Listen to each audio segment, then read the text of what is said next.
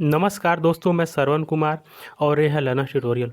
शुरू करते हैं आज की प्रैक्टिस सीरीज जो राजनीति विज्ञान की है। आपको यूपी टीजीटी पीजीटी और मल्टीग्रेड में हेल्प करेगी। पहला क्वेश्चन है, राज्य के स्वरूप के बारे में निम्नलिखित में कौन सही है। तो राज्य के स्वरूप के बारे में निम्नलिखित जो सही है, इसका राइट आंसर विकल्प बी होगा। राज्य साध्य का एक साधन है, 20 का राइट आंसर है। प्राचीन समय में जब आदर्शवाद का चलन था, उस समय में राज्य को साधन न मान करके साध्य माना जाता था और व्यक्ति को साधन माना जाता था। चलते हैं नेक्स्ट क्वेश्चन की तरफ। क्वेश्चन नंबर 2, किसने राज्य को ऐसा संगठन माना है जो सर्वसाधारण को यथासंभव बड़े से बड़े पैमाने पर सामाजिक हित की सिद्धि में सहायता देता है। इसका जो राइट आंसर होगा, ये राइट आंसर विकल्प बी में दिया हुआ है, लास्की। लास्की जो हैं राज्य को ऐसा संगठन मानते हैं जो कि व्यक्ति के ज़्यादा हित की सहायता करता है या सिद्धि में सहायक होता है। लास्की जो हैं, लास्की की महत्वपूर्ण कृति है ग्रामर ऑफ पॉलिटिक्स, और इनका जो महत्वपूर्ण कथन है, सार्वजनिक वयस्क मताधिकार का कोई विकल्प नहीं है। बात करते हैं विकल्प में बिलोबी दिया हुआ है। बिलोबी जो हैं, बिलोबी भूमि को राज्य की परिभाषा में आवश्यक तत्व तो नहीं मानते हैं, या हम कह सकते हैं कि भूमि को राज्य का आवश्यक तत्व तो नहीं मानते हैं। और भूमि को 4 आवश्यक तत्व जो होते हैं, जनसंख्या, सरकार एवं संप्रभुता, और भूमि भी होती है लेकिन इसको मानते नहीं हैं। बाकी बात करते हैं डाइसी की, तो एल्बर्ट डाइसी जो हैं ब्रिटिश कॉन्स्टिट्यूशनविद रहे हैं और इनकी महत्वपूर्ण कृति है द कॉन्स्टिट्यूशन। महात्मा गांधी की हम बात करते हैं तो महात्मा गांधी जो है राजनीतिक चिंतक रहे हैं, समाज सुधारक रहे हैं। और बात करते हैं महात्मा गांधी की, तो महात्मा गांधी की महत्वपूर्ण कृति में है the my experiment with the truth है, और इन्होंने भारत छोड़ो आंदोलन में करो एवं मरो का नारा दिया था। चलते हैं नेक्स्ट क्वेश्चन की तरफ। क्वेश्चन नंबर 3 है, राज्य साधन है साध्य नहीं, यह सिद्धांत किसका है।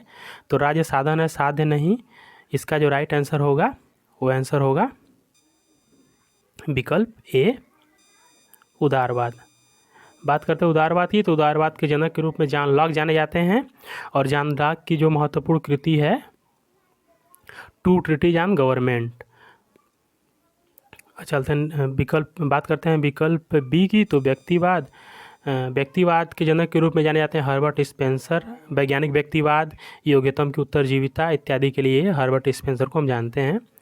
और फांसीवाद की बात करते हैं तो फांसीवाद के लिए मेजनी मुसोलिनी को जानते हैं, जो कि इटली में इसकी शुरुआत हुई थी आंदोलन के रूप में, और इसको चरम पर ले गए थे हिटलर, जिनकी महत्वपूर्ण कृति है मेरा संघर्ष या निम्फ कैंप करके। बात करते हैं वैज्ञानिक समाजवाद की, तो वैज्ञानिक समाजवाद के रूप में जो वैज्ञानिक समाज को परिभाषित करने के लिए या इस सिद्धांत को देने के लिए जाने जाते हैं वो है कार्ल मार्क्स।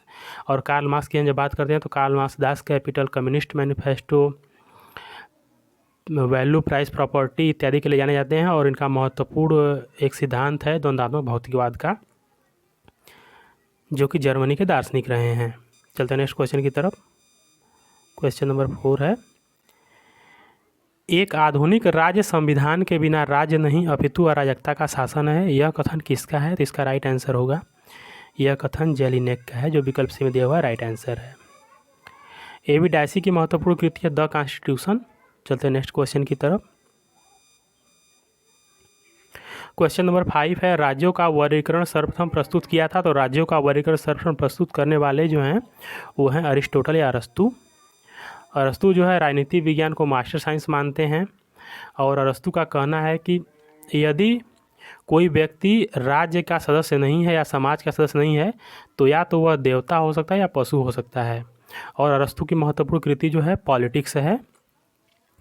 बात करते हैं कार्ल मार्क्स की, तो कार्ल मार्क्स जो हैं वैज्ञानिक समाजवाद या साम्यवाद के लिए जाने जाते हैं, और इनकी महत्वपूर्ण दास कैपिटल, कम्युनिस्ट मैनिफेस्टो, वर्ग संघर्ष का सिद्धांत जिसे क्रास स्ट्रगल कहते हैं, द्वंद्वात्मक भौतिकवाद इत्यादि के लिए जानते हैं। जॉन लॉक की बात करते हैं, जॉन लॉक की महत्वपूर्ण कृति टू ट्रीटीज ऑन गवर्नमेंट है, और उदारवाद के जनक के रूप में जानते हैं जॉन लॉक को। थॉमस हिल ग्रीन की बात करते हैं, तो थॉमस हिल ग्रीन जो हैं उनकी महत्वपूर्ण कृति है lectures on the principle of political obligation, और इनका एक महत्वपूर्ण कथन है संकल्प न की शक्ति राज्य का आधार है। और इनका मानना है कि विकास के मतलब जो राज्य है वो विकास के मार्ग में आने वाली बाधाओं को बाधित करता है। चलते हैं नेक्स्ट क्वेश्चन की तरफ। क्वेश्चन नंबर 6 है, अरस्तु के अनुसार राज्य का अस्तित्व है। तो अरस्तु के अनुसार राज्य का जो अस्तित्व है वह किस प्रकार है, तो इसका जो राइट आंसर होगा, दैवी इच्छा का परिणाम बल और भय का परिणाम केवल राजनीतिक, तो इसका राइट आंसर विकल्प डी में दिया हुआ है, विकास का परिणाम है। अरस्तु जो हैं राज्य के विकास के परिणाम को मानते हैं, जिसे ऐतिहासिक भी कहा जाता है और ये वैज्ञानिक भी है। इसका राइट आंसर विकल्प डी है। चलते हैं अगले क्वेश्चन की तरफ। क्वेश्चन नंबर 7 है, सरकारों का सुव्यवस्थित वर्गीकरण सबसे पहले प्रतिपादित किया था। सरकारों का सबसे पहले सुव्यवस्थित वर्गीकरण प्रतिपादित करने वाले जो हैं अरिस्टोटल या अरस्तु हैं, विकल्प सी में राइट आंसर है। अरस्तु की कृति जो है महत्वपूर्ण कृति या पॉलिटिक्स है, और अरस्तु राजनीति विज्ञान को या पॉलिटिकल साइंस को मास्टर साइंस भी मानते हैं। बात करते हैं प्लेटो की, तो प्लेटो की महत्वपूर्ण कृति रिपब्लिक, द स्टेट्समैन, लाज है, और इन्होंने मतलब पत्नियों एवं संपत्तियों के साम्यवाद का सिद्धांत भी दिया हुआ है। और इनका मानना है कि जो राज्य होता है वो राज्य का निर्माण ओक या चट्टान से नहीं होता है, बल्कि व्यक्तियों के चरित्र से राज्य का निर्माण होता है। और इनका एक महत्वपूर्ण कथन है कि प्रत्येक व्यक्ति को अपना कार्य करना तथा दूसरे कार्य में हस्तक्षेप न करना ही न्याय है। मैकियावेली की बात करते हैं तो महत्वपूर्ण कृति द प्रिंस है, द आर्ट ऑफ वार भी है,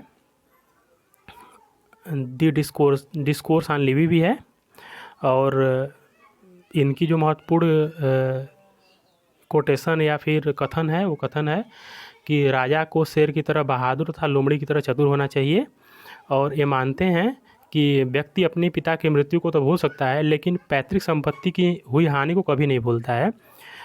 इनका मानना मैकियावेली का। मॉन्टेस्क्यू की बात करते हैं तो मॉन्टेस्क्यू हम जाते हैं शक्ति के पृथक्करण सिद्धांत के लिए। और चलते हैं नेक्स्ट क्वेश्चन की तरफ।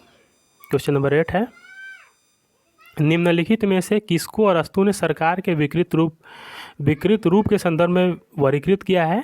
तो लोकतंत्र, कुलीन तंत्र, निरंकुश तंत्र, सभी तंत्रों को इसने विकृत रूप में वर्गीकृत किया है। इसका राइट आंसर उपयुक्त सभी होगा, क्योंकि प्रत्येक समय पे हर एक तंत्र का अपनी विशेषता और अपना गुण रहा है। और अरस्तु के अनुसार जो है हर एक तंत्र अपने समय में सर्वश्रेष्ठ रहा है। वर्तमान समय में लोकतंत्र का चलन है, सर्वश्रेष्ठ है अरस्तु के अनुसार। चलते हैं नेक्स्ट क्वेश्चन की तरफ। क्वेश्चन नंबर 9, अरस्तु ने राज्यों और संविधानों का वर्गीकरण किस प्रकार किया है? तो अरस्तु ने राज्यों का वर्गीकरण जो किया है निर्मित और पारंपरिक रचना के आधार पर, विकल्प बी शासकों की संख्या और शासन गुणवत्ता के आधार, विकल्प सी धार्मिक प्रभाव के आधार पर, विकल्प डी आर्थिक आधार पर। तो इसका राइट आंसर होगा शासकों की संख्या और शासन की गुणवत्ता के आधार पर उन्होंने जो है वर्गीकृत किया था। इसका राइट आंसर बी होगा। चलते हैं क्वेश्चन नंबर 10 की तरफ। अरस्तु के अनुसार राज्य है एक दैवी संस्था, विकल्प बी एक कृत्रिम संस्था, विकल्प सी शक्ति की उपज, विकल्प डी प्राकृतिक संस्था। इसका राइट आंसर जो होगा एक प्राकृतिक संस्था है। ये मानते हैं कि जो राज्य है उसका क्रमिक विकास हुआ है और एक राज्य प्राकृतिक संस्था है अरस्तु। और चलते हैं नेक्स्ट क्वेश्चन की तरफ। राज्य के आवश्यक तत्व हैं, तो राज्य के जो आवश्यक तत्व हैं वो 4 तत्व हैं। इसका राइट आंसर है विकल्प सी। 4 तत्वों में है भूमि, जनसंख्या, सरकार, संप्रभुता। ये 4 आवश्यक तत्व हैं। जबकि कुछ साइंटिस्ट हैं जैसे बिलोबी जैसे हैं वो मानते हैं कि राज्य के 3 ही आवश्यक तत्व हैं, जनसंख्या, सरकार, संप्रभुता। चलते हैं नेक्स्ट क्वेश्चन की तरफ। क्वेश्चन नंबर 12 है, अरस्तु के अनुसार राज्य है परिवार का व्यापक रूप, विकल्प ए, विकल्प बी नैतिक प्राकृतिक संस्था, विकल्प सी जनता के मत समझौते का परिणाम, विकल्प डी जनता और शासक के बीच समझौते का परिणाम।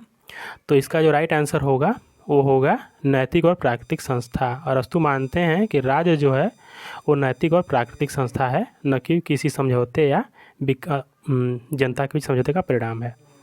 चलते हैं नेक्स्ट क्वेश्चन की तरफ। मैं ही राज्य हूँ यह कथन किसका है? तो मैं ही राज्य हूँ यह कथन है लुई 14वां। इनका मानना है कि मैं ही राज्य हूँ।